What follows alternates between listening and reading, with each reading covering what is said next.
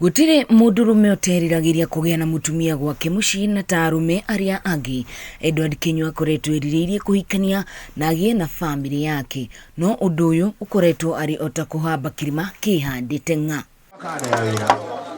Kinyua thina wake munene urari gukorwo atari na nyumba, undu uria uratumaga o muiritu oha mathie kwao mucii akoha mirigo na kumagara tondu Kinyua araikaraga nyumba ya aciari ake. Ndiragite gukorwo itahikanĩtie ni gukorwo ndirari na nyumba, na hindi ria ndonire riu ndire na mucii ngithii ngietha muiritu ndendaga kuhikia.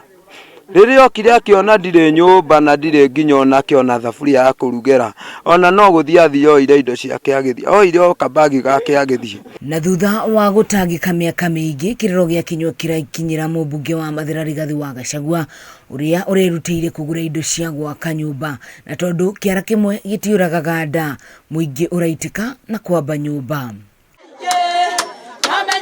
Na tondu uriru wa nono thutha wa ndumiriri kuhunja ati Kinyua ni akeirwo nyumba, thimu yake ndirahihia ni nyarari kumwirira wendo wa hinahi.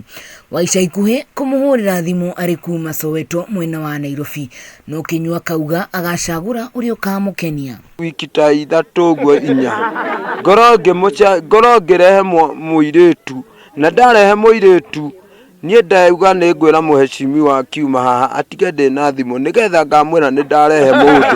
Mwena-ini wake ithe mumuciari agitariria gikeno giake na kuria muruwe ndakahanyukire gwetha mutumia no ihinda ethugunde atanagurana.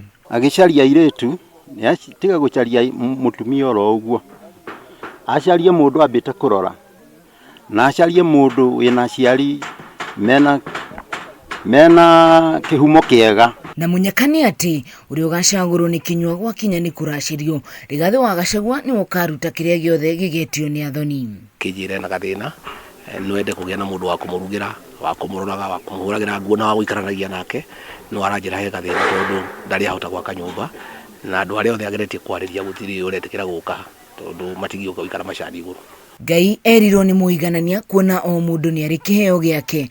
Mutumia wa Kinyua ni ari guthithagirio igiri mbere ya guthii toro. Muteithia wa mutheni erirwo ni Ngai agwatagia gwatio na ikinya riria itacukitio ni mumbunge wa Mathira Rigathi wa Gachagua na gutigirira ati Kirusha ni agia na mucii na akorwo akigia na mutumia kana mwendwa wake uguturo uri undu wa kuririkanika thiini wa mucii uyu. Ngiribotera Kameme TV kuma gicigo kia ubunge kia Mathira, kaunti ya Nyeri. Jitagwo Wahu wa Ngugi.